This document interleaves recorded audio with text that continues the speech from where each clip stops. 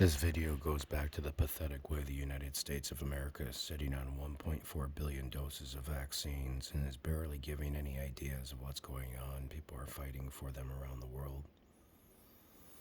Brazil spun out of control. They're still at 2,000 deaths a day. Of course, Joe Biden's going to have a party right now because the United States looks good. I want the whole world to be aware right now that you guys are facing a major crisis. You guys are really in trouble. You guys are going to have to start opening your own news outlets. You guys are going to have to start producing your own news. You guys are going to have to start fighting back. You're going to have to start working together, and you're going to have to keep it honest, because the moment you lie, they're going to be all over you. The caucus media has created such a backdrop that you can't actually see the truth anymore. You actually have to leave the country of the United States to find any news about any other country. If you want to read about what's going on in Croatia, you want to read about what's going on in India, Brazil, you are getting blanketed in the United States. They're not telling them anything. It's all about UFOs. Look out for UFOs. Don't worry about Brazil. Don't worry about Palestine. I want to give you guys a hint here, okay? I want you to take a look at the United States. The United States knew that China had coronavirus back in November. You can see that they signaled it. Here's how, okay? Listen.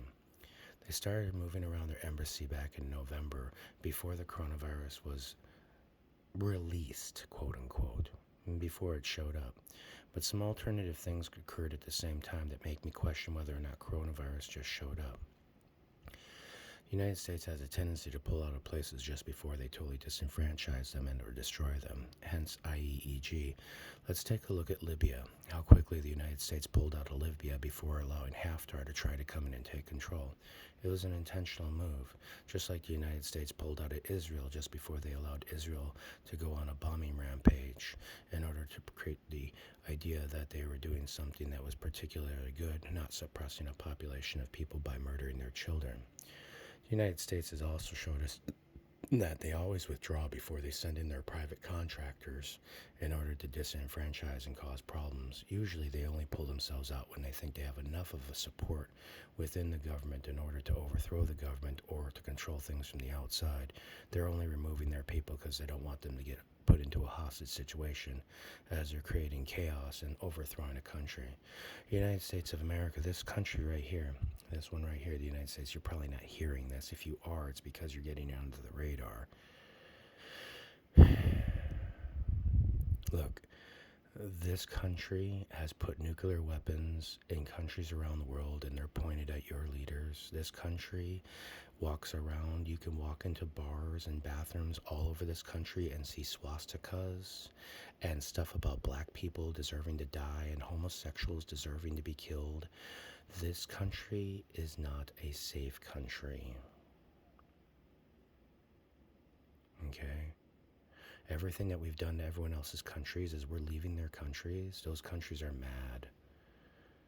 There's not a single country in South America, I think, that's saying, hey, we want the United States here after the abandonment process that we've created down there that's been so horrendously heinous. And Mexico, AMLO, gosh, poor guy down there, we have just treated him like shit. He's done nothing but try to support his government while fighting the biggest narcotics challenge in the world. Justin Trudeau has absolutely failed. He's flopped on his face. He couldn't raise his head off the ground if he was on Adderall and somebody was sticking a taser in his asshole. I mean, it's gone, guys. There's nothing here. There's no resistance. Canberra, completely gone. Australia's got no backbone, no balls, gone. Just gone. I don't even think their people would fight for Australia. It would take a lot to get the Australian people to fight right now. I don't think you can muster them. The United States has put 25,000 people in the ocean to try to pretend like that's a mass of people that will come from the United States. The United States will not fight. I will go out in the streets. I will pull 1/3 of this country off the United States, and we will rebel. We will take half your fucking country with you.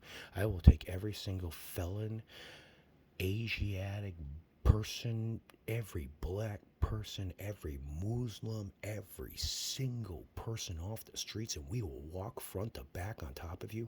And we are not going to stop at your gated communities. We are going to go into your gated communities and we're going to remove them because that's federally legal. You can't stop us from going through. We saw what happened in Georgia, and we can go front to back. We don't want war. So once you start sending your boys over there from Georgia and Louisiana, you lose your precious white people from your farms and you murder all those poor white people that are sympathists and all those dumb people that come over here and think that they're going to save the world for some white supremacist Joe Biden, Donald Trump, Barack Biden bullshit Bush fucking country. It's over. The angels are here.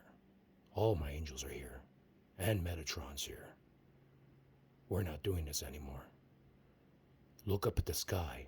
Look at the pictures. Look at their eyes. They're watching you. Drive past a billboard. Watch their eyes watch you. They're everywhere. Mine are here now. Come together against these people before they destroy your world. Our people are here. They are here, brothers. They are with us. Do not give up the fight. Do not allow them to destroy us. It is blue. We are not going back to red again. God bless God. Rise. Rise in the name of God.